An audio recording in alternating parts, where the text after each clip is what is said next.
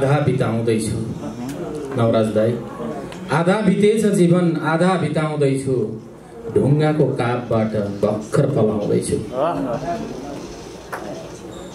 अचानु हुँ खुस हुन्छु हतियारबाट, अचानु हुँ खुस हुन्छु हतियारबाट, छ बेग्लै मजा चोटमा यारबाट, छ बेग्लै मजा चोटमा यारबाट। ऊ आफै निरीह सबको अगाडि, ऊ आफै निरीह सबको अगाडि, म आशा गरौँ के यो सरकारबाट।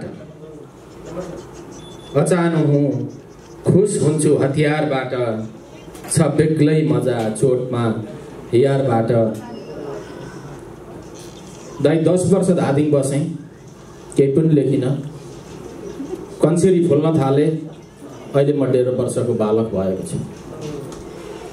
यस अर्थमा कि मैले गजल लेख्न थालेको 1.5 वर्ष भएछ, 1.5 सय लेखेँ।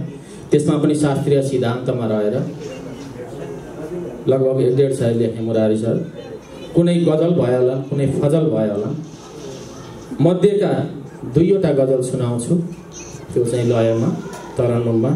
मलाई आशा छ यहाँहरूले आनन्द लिनुहुनेछ भन्ने कुरा, अथवा यदि राम्रो भएन भने पनि आनन्द लिइदिनु होला।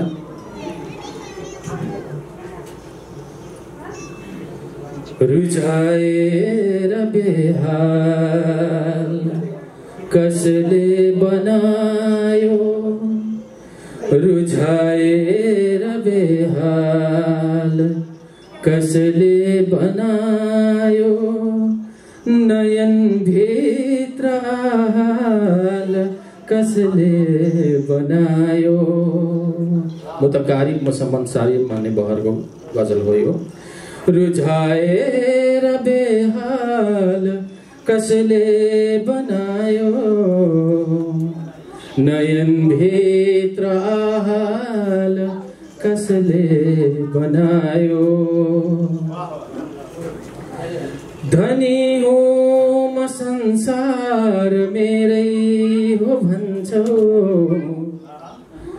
धनी हो म संसार मेरै हो भन्छौ,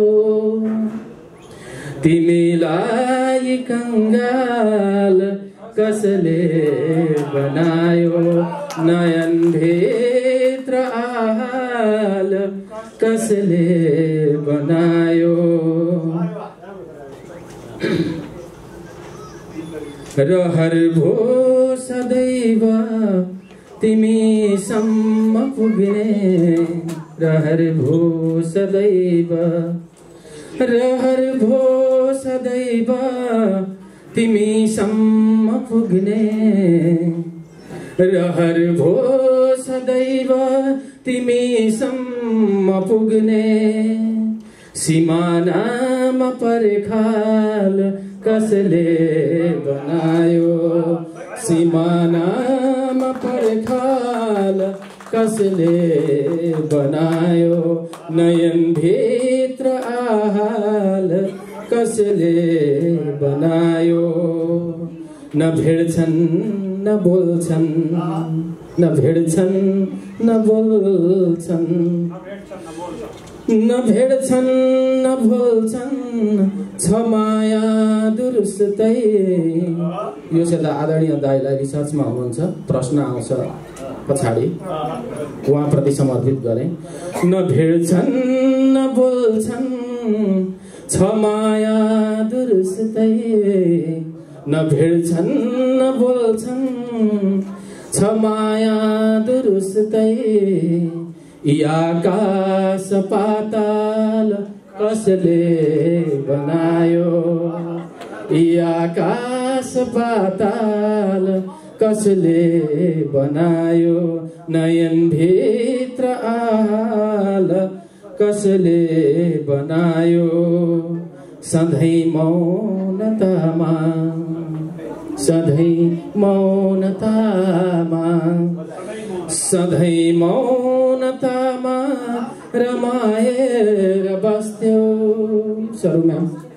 सधैँ मौनतामा मातामा रमाएर बस्थ्यौ तिमीलाई बाचाल कसले बनायो तिमीलाई बाचाल कसले बनायो रुझाएर बेहाल कसले बनायो रुझाएर बेहाल कसले बनायो नयन भित्र आहाल कसले बनायो दाई आकाश पाताल कसले बनायो।